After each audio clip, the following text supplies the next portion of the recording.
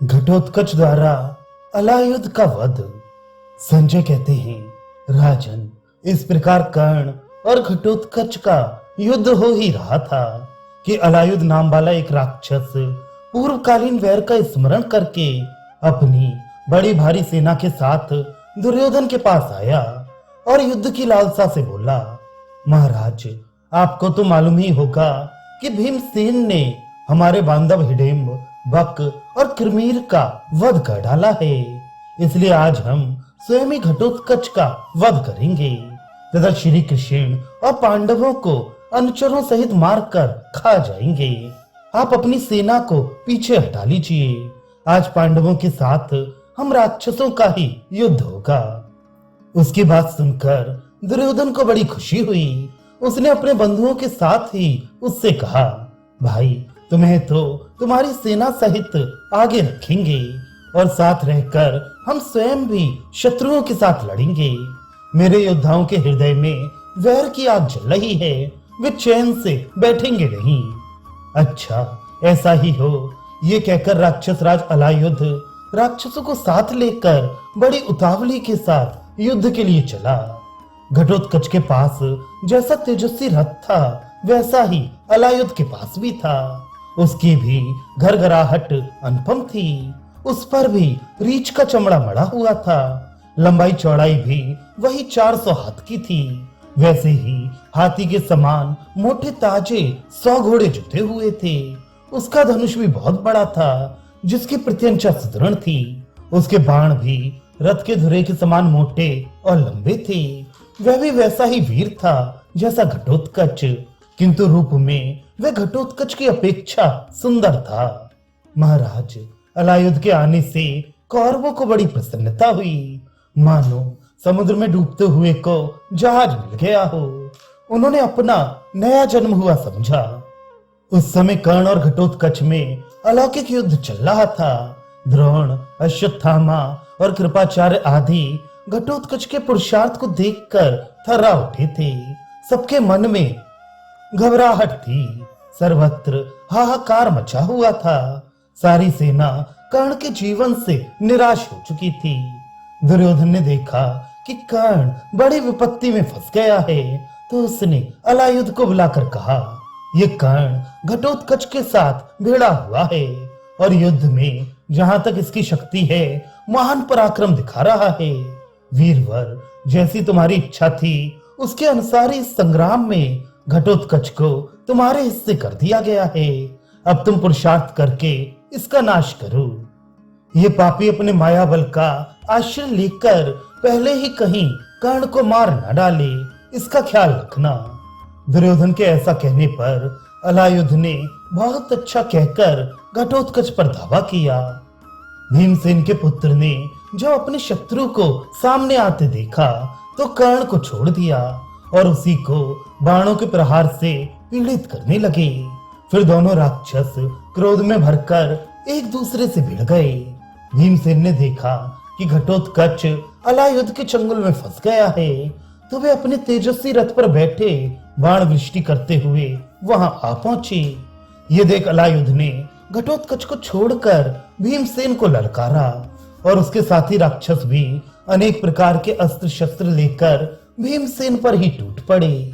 जब बहुत से राक्षस बाणों से बींधने लगे तो महाबली भीम ने भी प्रत्येक को 5-5 तीखे बाण मारकर सबको घायल कर दिया।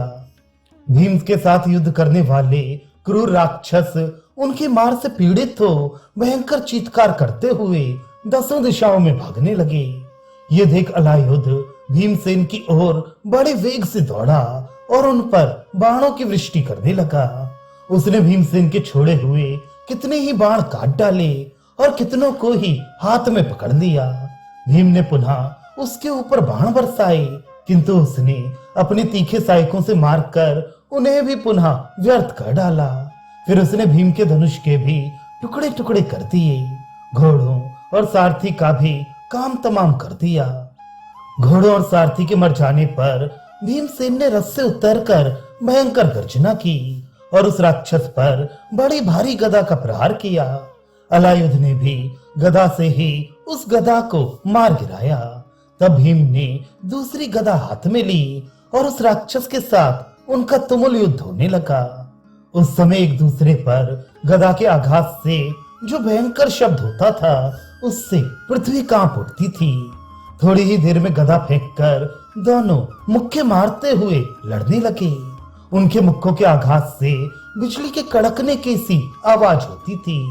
इस तरह युद्ध करते करते दोनों अत्यंत क्रोध में भर गए और रथ के पहिए, जुए, धुरे तथा अन्य उपकरणों में से जो भी निकट दिखाई देता था उसे ही उठा उठाकर एक दूसरे को मारने लगे।